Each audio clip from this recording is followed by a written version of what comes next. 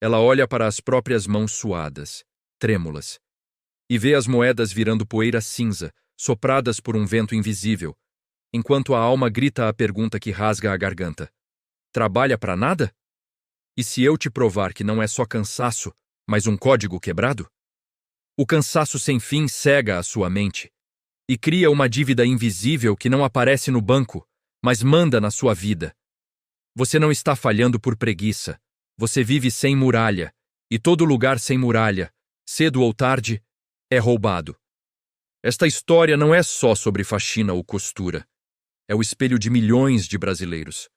Do motorista de aplicativo ao cara de terno, todos presos na mesma roda, suando sangue para construir ruínas. Hoje você vai ver, através da história dela, por que trabalhar mais é uma armadilha. Por que o salário some, e como um código antigo de guerra tranca o ralo oculto que rouba sua paz. Mas antes de entrar nessa história, vamos fazer um pacto.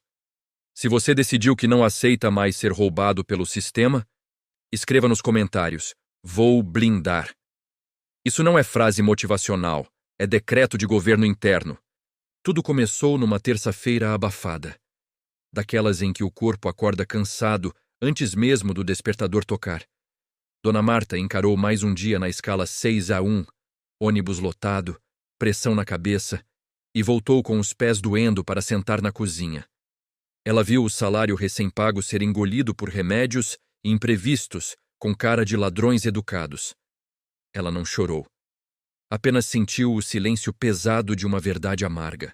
Olhando as moedas espalhadas como poeira na mesa, uma suspeita perigosa nasceu no peito dela. E se o problema não fosse a falta de dinheiro, mas a falta de um muro de proteção? Essa única dúvida, de uma mulher exausta na beira do fogão, mudaria o destino dela para sempre. O salário tinha caído na sexta, trazendo aquele alívio de criança que finalmente respira. Mas a matemática do sangramento já estava agindo. Sábado a geladeira parou, domingo o remédio acabou, segunda surgiu uma taxa do nada, e na terça o dinheiro já estava no fim. Ela via um ralo oculto engolindo cada gota antes de virar tijolo. Não era um gasto gigante. Era a soma calada de pequenos furos. Um vazamento constante que ela nunca consertava, porque parecia pequeno demais. Ela sentiu o peso daquele padrão cruel. O salário entrava, algo quebrava. O cansaço da 6-1 não deixava ela fazer planos, só apagar incêndios. E ali, sentada no escuro, ela sentiu que quem apaga incêndio nunca governa. Se você está sentindo na pele esse mesmo ciclo maldito. Salário cai, emergência ataca, dinheiro some, deixe o like e se inscreva. Agora, não por causa de algoritmo, mas como um selo de quem acordou para a guerra. Porque o que ela descobriu na noite seguinte vai virar sua mente do avesso. O que tirou o sono da Dona Marta não foi a geladeira pifada. Foi a pergunta que ecoou na madrugada. E se trabalhar mais horas estivesse apenas engordando o monstro? Foi um nó na cabeça que desafiou tudo o que ensinaram a ela sobre merecer. A certeza gelada de que o suor cego nunca foi a cura. Talvez fosse o próprio veneno. E aqui a vida dela dá um giro que assusta qualquer um. No dia seguinte, Dona Marta fez o óbvio. Trabalhou mais. Pegou hora extra, faxina no domingo. Trocou o sono por mais suor, jurando que isso taparia o buraco. Mas a realidade bateu de frente. Quanto mais ela corria, mais o cansaço crescia, forçando decisões sem pensar. Ela passava na padaria e comprava o mais caro só para aliviar a tristeza de um dia ruim. Ela viu na própria pele que o esforço sem proteção não constrói nada. Ele vira lenha para queimar na própria fogueira da dívida invisível. Dobrando roupas com o corpo doendo, a verdade bateu forte.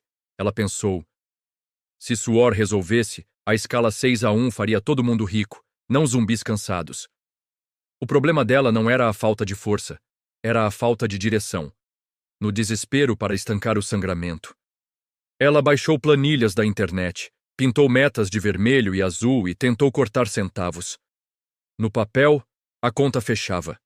Na vida real, a rotina moeu a planilha, porque quem sobrevive não tem sobra de nada. Os números frios no papel não acalmaram o medo dela. Foi ali, encarando a folha impressa, que ela descobriu uma grande mentira. Conta de luz no azul, com o coração no vermelho não serve para nada. O papel não segurava o impulso do cansaço dela. Não freava a vontade de comprar uma besteira para sentir uma alegria rápida. A regra que ela anotou era sempre quebrada por uma emergência nova, como se algo invisível fizesse de propósito. O choque de realidade veio como um soco. Ela entendeu que a raiz do problema não era matemática. O buraco era na fundação da casa dela, e a planilha jamais seria um escudo de verdade. Ela parou de se perguntar como guardar dinheiro e começou a se perguntar quem deixou a porta aberta para eu ser roubada todo mês. E essa pergunta ia arrancar ela do fundo do poço, numa madrugada muito quieta, sem celular e sem TV. A mente dela clareou de um jeito que incomodou. Ela percebeu que a dívida invisível não morava nos boletos da mesa. Morava nas escolhas que ela fazia por medo e por falta. Cada vez que ela decidia algo no desespero, ela via que abria uma pequena rachadura. E rachaduras invisíveis derrubam a casa inteira. Comprar para matar a tristeza. Emprestar dinheiro para parente por medo de dizer não. Engolir sapos no trabalho por falta de confiança. Ela viu que o dinheiro sumindo era só a febre. A doença mesmo era a falta de limites dela. Ela sentiu que sua vida não tinha muros. E vida sem muros é vida de portas abertas para ladrão. E enquanto ela olhava para o teto tentando achar uma saída, os olhos dela caíram num livro antigo jogado na gaveta. Ela abriu o livro e começou a ler a história de Neemias. Um construtor antigo que olhou para uma cidade e não chorou porque faltava dinheiro. Ele chorou porque os muros estavam no chão e os portões queimados. Dona Marta arregalou os olhos na cozinha. Aquela cidade destruída era a foto da vida dela. Ela percebeu, na mesma hora, que o inimigo dela não era o chefe ou o governo. Era ela mesma, sem muros. Foi como levar um tapa no rosto. Ela entendeu que ninguém entra fácil numa casa com muro alto e tranca forte. Mas a casa dela estava de porta aberta se entregando de graça. Cada sim que ela engolia por medo era ela mesma arrancando um tijolo do próprio muro. O cansaço estava apodrecendo o juízo dela, e a repetição daquele erro seria o fim. Naquela mesma hora, o jogo virou. Ela fechou o livro, mas não foi rezar pedindo dinheiro. Ela decidiu imitar o construtor. Neemias não pediu esmola. Ele pegou madeira e foi tapar os furos. No dia seguinte, na escala 6-1, Dona Marta não esperou um milagre cair do céu. O primeiro buraco que ela tapou não foi com dinheiro, foi com o silêncio. Em vez de dizer sim, na hora para um pedido folgado, ela disse, vou pensar.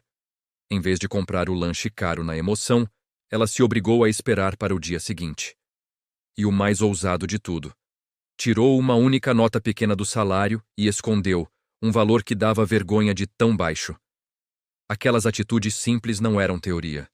Eram ela colocando os primeiros tijolos na própria cara do inimigo. Ela começou a sentir que os maiores rombos da vida dela não eram no bolso. Eram no peito. Parar de dar o sangue por quem não agradecia foi como passar um cadeado grosso de ferro no portão.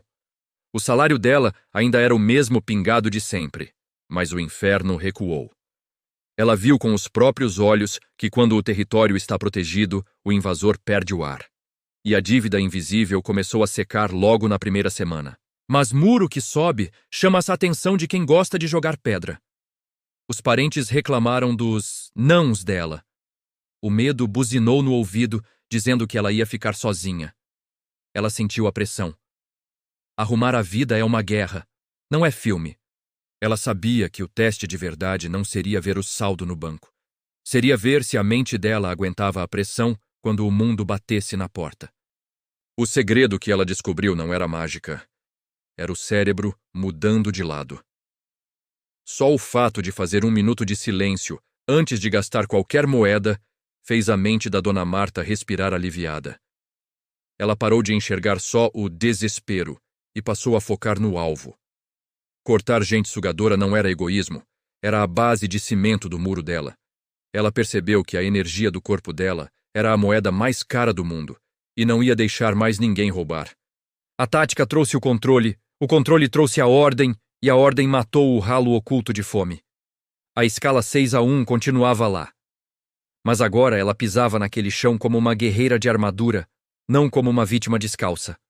Mas quando a gente levanta o escudo, a vida dá uma pancada forte para testar. A grande crise bateu na porta dela de novo. E a reação da Dona Marta mudou todas as regras do jogo. O salário caiu e, pela primeira vez na vida, não evaporou. Aquela notinha pequena estava guardada.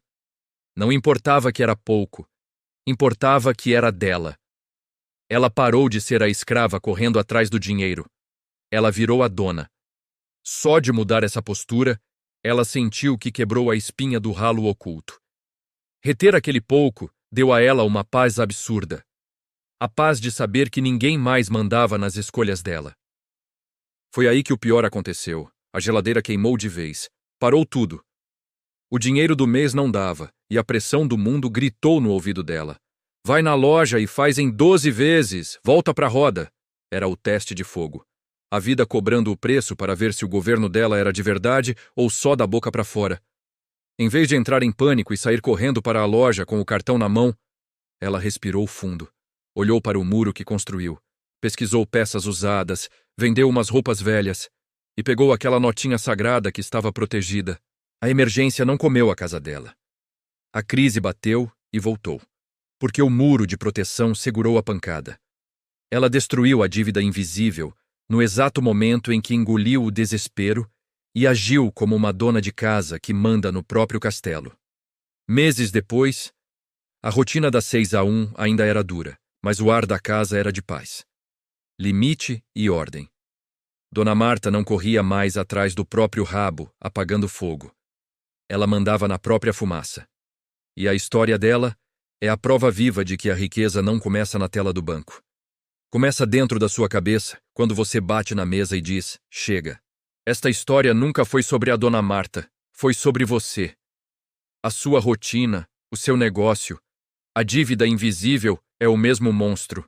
Você vai continuar dormindo de portas abertas para os ladrões invisíveis?